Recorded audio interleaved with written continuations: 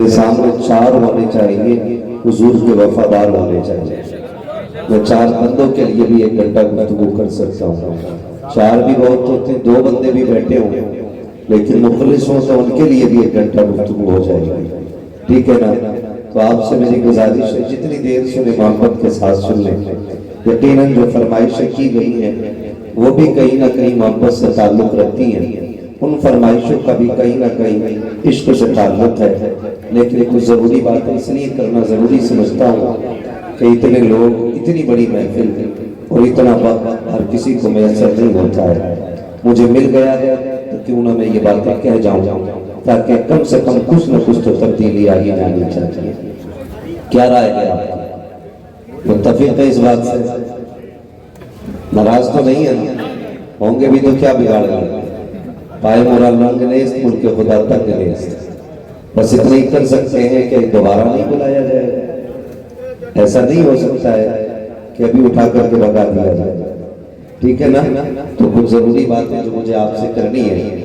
شکر پروردگار ہے اس نے مجھے اور آپ کو حضور کی امت میں پیدا کیا ہے، اور یہ اتنا بڑا کرم ہے اللہ کا، اتنا بڑا کرم ہے کہ اگر اس شکریہ میں پوری زندگی سجدوں میں گزار دی جائے تب بھی اس احسان کا بدلہ نہیں ادا ہو سکتا ہے کہ اس نے ہمیں حضور کی امت میں پیدا فرمایا ہے۔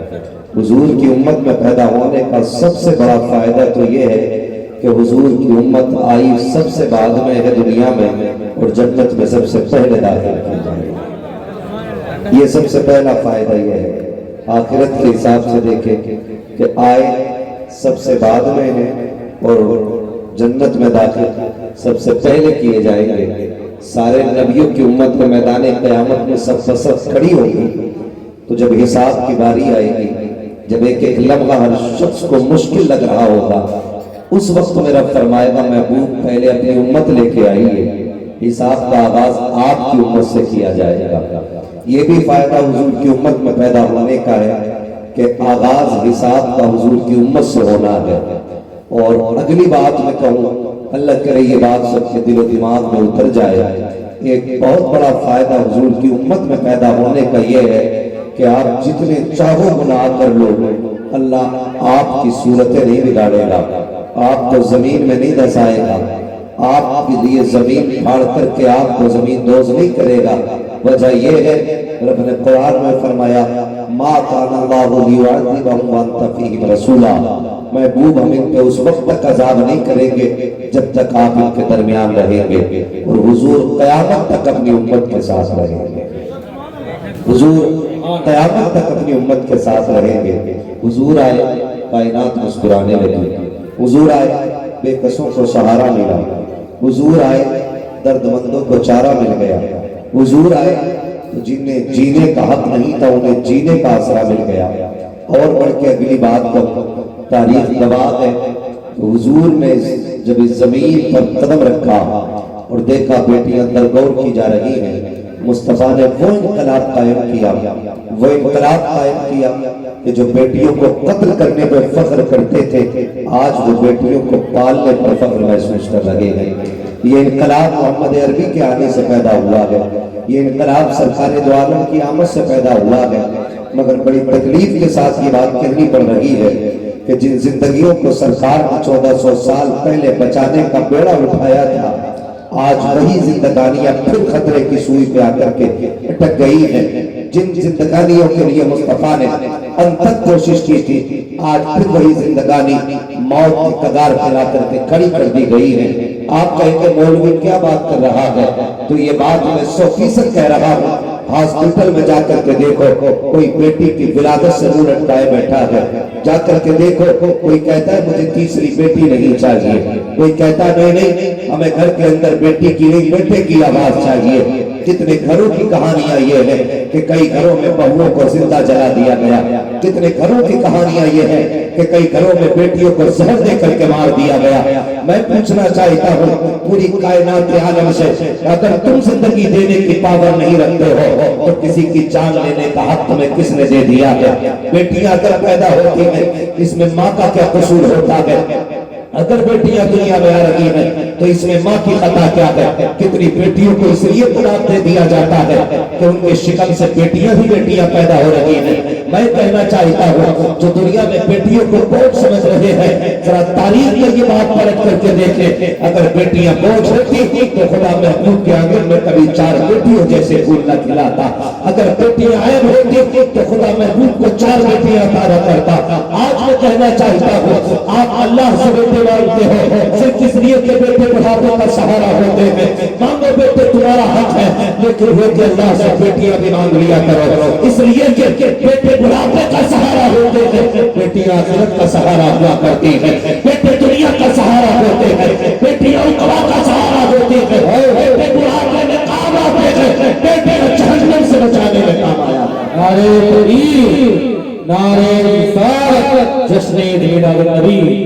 दिल के फूल चल उठे सीने के दाग से, घर को आग लग गई घर के चिराग से। अगर ये हट भी जाए फिर भी मैं इतने बोल लूंगा।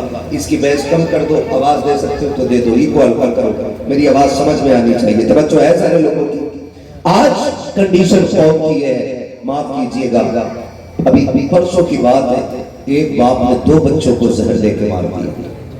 और ताज्जुब ये है कि हुजूर का कलमा पढ़ने वाले लोग हैं। ये हाल हो गया। आज मौत नहीं रह गई है, आज बाजार बना दिया गया है इंसानियत का, तमाशा बना के रख दिया गया। याद रखो मुसलमानों, कामयाब हमारी जिंदगी हम तभी होगी जब हुजूर के दिए हुए तरीकों को अपनाया जाएगा, वरना 1000 जलसे लाखों महफिलें कोई नतीजा नहीं। तभी तब्दीली आनी है जब मयार जिंदगी मुस्तफा का किरदार होगा। मैं अगर अभी पूछ लूं ना कितने लोगों को दुआए कुनूत आती है, तजवीज की रियायत से बंदे खड़े होकर सुनाते हैं, कसम खा के कहते हैं 95% बच्चों लोगों को यहाँ पे दुआए कुनूत तजवीज की रियायत से दी जाती है। और ये हमारी कौम का रवैया है। और जिन्हें नमाज नहीं आती वो ये फैसला करेंगे कि कौन हक पे है और कौन नहीं। मरना है, मरना एक दिन, दीन ऐसे नहीं फैला। हुजूर के सहाबा में कोई जागी नहीं था, सारे इल्म वाले लोग थे। और दौरे फारूक आजम का हाल तो ये था कि बाजार में गैर फकीर को आने की इजाजत नहीं थी। ये दौर इस्लाम में देखा है और आज भी ये दौर इस्लाम को देखना पड़ रहा है कि उसके चाहने वालों को 95% नमाज नहीं आती। ये अलविया है हमारा और हमें जन्नत फ्री में चाहिए, किसी का बाप जन्नत नहीं दे सकता है। एक जनाजा उठता है ना, एक जनाजा 1000 लोग जनाजे के साथ होते और नमाज में कितने खड़े होते? 10% लोग नमाज में आते। कोई दीवार के इधर खड़ा, कोई पेड़ के नीचे बैठा है, कोई कहता है जी जल्दी पढ़वा दो, तो ये जो बाहर खड़े क्यों आए? कहीं में जनाजे की नमाज नहीं आती है। ये रोने का मकाम नहीं हमारे लिए। मुझे बताओ, सगा बेटा बाप के जनाजे में खड़ा नहीं होता है, इमाम इजाजत मांग रहे पढ़ाएं तो बजाय इसके कि सफे से आवाज आती, कोने से बाहर से आवाज आती, पढ़ाई जाए। ये कौन इजाजत देने वाला? का बड़ा बेटा है, क्यों इजाजत दे रहा वहां से? नमाज में क्यों नहीं आया? 2 बातें होती हैं, एक तो ये कि कोई कहता है इसके कपड़े नमाज के नहीं है, या ये कहा जाता है इसे नमाज नहीं आती।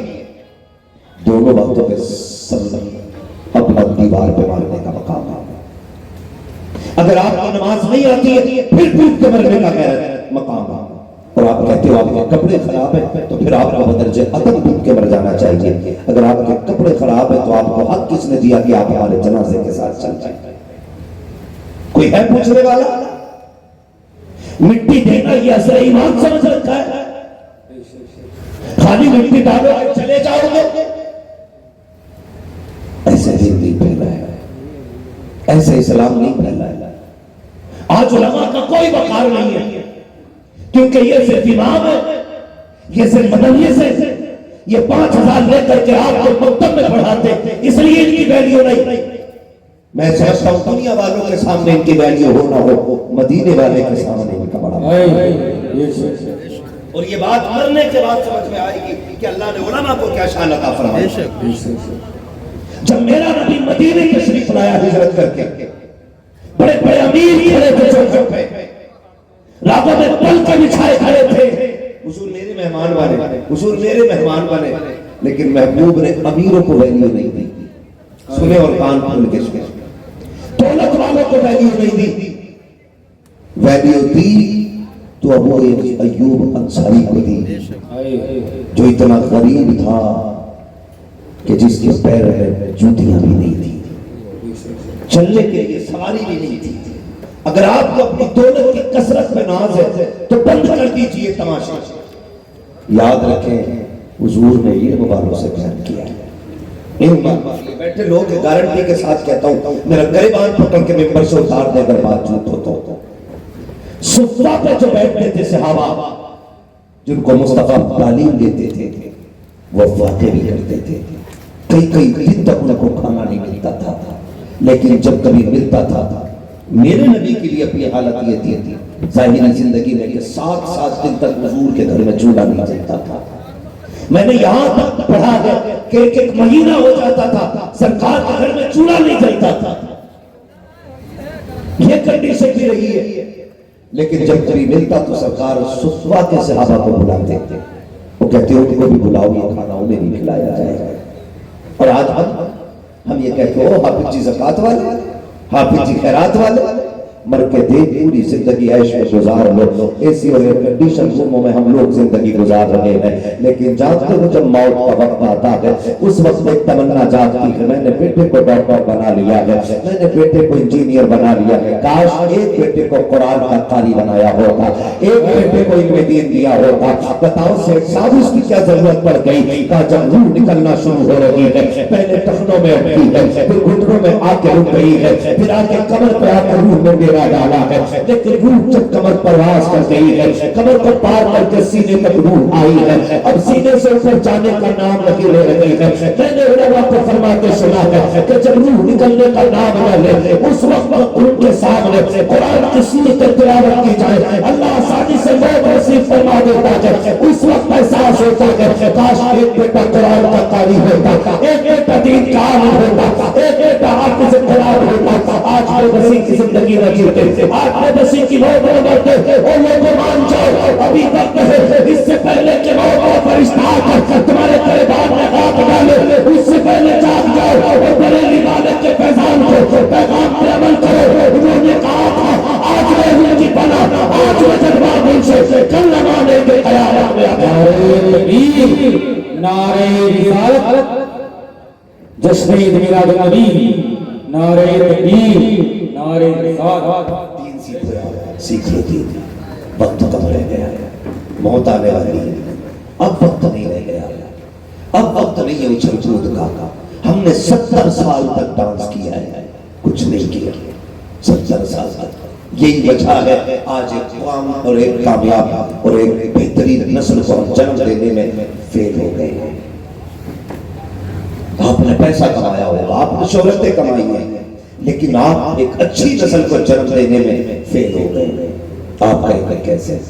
ایک بندہ بتاؤ جو خدا کی قسم اپنا وقت موبائل پہ ضائع نہیں کر رہا ہوگا، ایک بندہ بتاؤ، اور ایک ایسا بندہ بتا دو مجھے، ایک بندہ ایسا پورے آپ اترولا شہر میں ڈھونڈ کے دکھا دو جو رات کے 3 بجے تک قوم کی فکر میں جاگا، ایک بندہ نہیں دکھا سکتے، کیونکہ ہم نے نسلیں بڑھائی ہیں، نسلیں بنائی نہیں ہیں، بنائی نہیں ہے۔ میں اگر یہ کہہ دوں مجھے دیکھ کر جہنم کو بھی آ گیا پسینہ تو شاید آدم مجمع کھڑے ہو کے داد دے دے، لیکن اگر میں خود سے پوچھ لوں بتا من ربو کا ما دینوں کا، اس کی تیاری بھی تیری میری ہے کہ نہیں؟ کسی کے پاس کوئی احساس نہیں ہے۔ بدلو اپنے آپ کو یاد، ایک اچھے معاشرے کو تشکیل دو، ایک سنجیدہ مہذب قوم بنیے۔ آج میری قوم کا نوجوان اگر بائک پہ بیٹھتا ہے نا تو 80 سے نیچے اس کی سوئی نہیں جاتی، یوں کٹ مار کے نکلتا، لوگ دیکھ کے پہچان جاتے ہیں مسلمان ہی ہوگا۔ عید بقرعید پہ ہماری گاڑیوں کی ٹنکیاں فل ہوتی ہیں اور ہمیں موت کی فکر نہیں ہوتی۔ سب سے زیادہ بنا ہیلمٹ کے جو قوم چلتی ہے وہ مسلمانوں کی قوم ہے۔ سب سے زیادہ جو منہ توڑ کے چلتی ہے وہ قوم مسلم ہے۔ آپ کو لگ رہا ہوگا نا میری باتیں بری ہیں، لیکن نہیں، میں آپ کو بتاؤں، میں نیپال تقریر کرنے کے لیے گیا، ایک IAS آفیسر تھا، اس نے آ کے مجھ سے بات کی اور اس نے کہا ایک بات بتائیں، آج آپ سے سوال یہ ہے کہ بارڈر پہ جو نشے کے ساتھ پکڑے جاتے ہیں وہ صرف مسلمان ہی کیوں ہوتے ہیں؟ یہ سوچنے والا مقام ہے، یہ غور کرنے والی بات ہے کہ ہماری نسل کہاں آ کے کھڑی ہو گئی ہے۔ اگر ہم سمجھانے پہ آ جائیں، ہماری قوم کا جوان پڑھ کے کہتا بیئر ہی تو پی ہے اور کیا پی لیا ہے، یہ تو انرجی ڈرنک ہے، بیئر پینے سے کیا خرابی آ گئی؟ مولوی یہ شراب لائی، میں نے کہا سن، شراب کا ایک قطرہ اگر ایک بالٹی پانی میں بھی گر جائے تو ایک قطرہ پوری بالٹی پانی کو ناپاک کر دیتا ہے۔ آپ بات کرتے ہو بیئر کی، آج میری قوم کہاں نہیں ڈوبی ہے، مجھے بتا تو سکی، اس کو نشے نے تباہ کیا، اس کو رشتوں نے، ناجائز تعلقات نے برباد کر دیا، کیا بتاؤ تو سکی 70% رشتے کہ اللہ میرج کے نام پہ نہیں ہو رہے ہیں، چیٹنگ کی بنیاد پر رشتے نہیں ہو رہے ہیں، واٹس ایپ پر ویڈیو کال کے ذریعے کہ تیرے میرے گھر کی عزت راتوں رات نیلام نہیں ہو رہی ہے، کون سا نشہ رہی ہے؟ آج محمد عربی کا کلمہ پڑھنے والا ٹک ٹاک پہ آ کر کے ڈانس کی ویڈیو بنا کر کے 70,000 بنا کے فخر سے کہتا ہے کہ میں ایک ہندوستان کا عزت دار ناگرک بن گیا ہے، 70,000 لوگ میرے فالوور ہیں، 70,000 لوگ 18 گھنٹے میں میری ویڈیو دیکھ لیتے ہیں، میں نے کہا صرف تیری ایک ویڈیو کو 70,000 دیکھے، یہ 70 لاکھ دیکھے، تیرے ایک قدم کو تیرے کندھے پر بیٹھے ہوا ایک ایک فرشتہ دیکھ رہا ہے، جو تو کرتا ہے وہ بھی لکھا جا رہا ہے، جو تو کر کے بھول جاتا ہے وہ بھی لکھا جا رہا ہے، تو نے اچھا کیا ہے وہ بھی لکھ لیا گیا، تو نے برا کیا ہے وہ بھی لکھ لیا گیا، یہ ریلنگ تو مٹ جائے گی لیکن کندھے کا لکھا ہوا یہ مٹایا نہیں جا سکتا ہے، جب قیامت کے دن یہ پوری ریل دھوئی جائے گی، اس وقت کوئی بچانے والا نہیں ہوگا، یہ 70,000 بچانے نہیں آئے گے، 60,000 بچانے نہیں آئے گے، اگر بچائے گا تو اللہ کا نام بچائے گا، اس لیے میرے امام نے کہا آج لے ان کی پناہ، آج میں جب امام سے کل لگانے کے قیامت میں اگر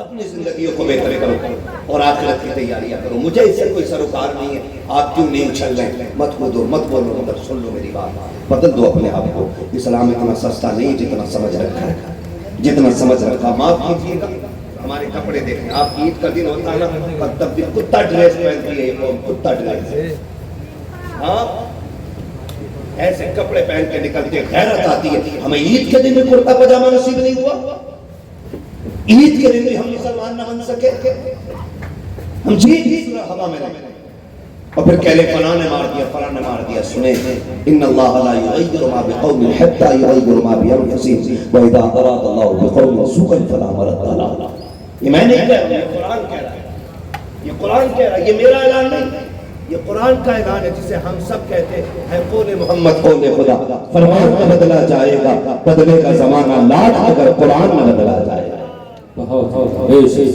اللہ اس قوم کی حالت اس وقت تک نہیں بدلتا ہے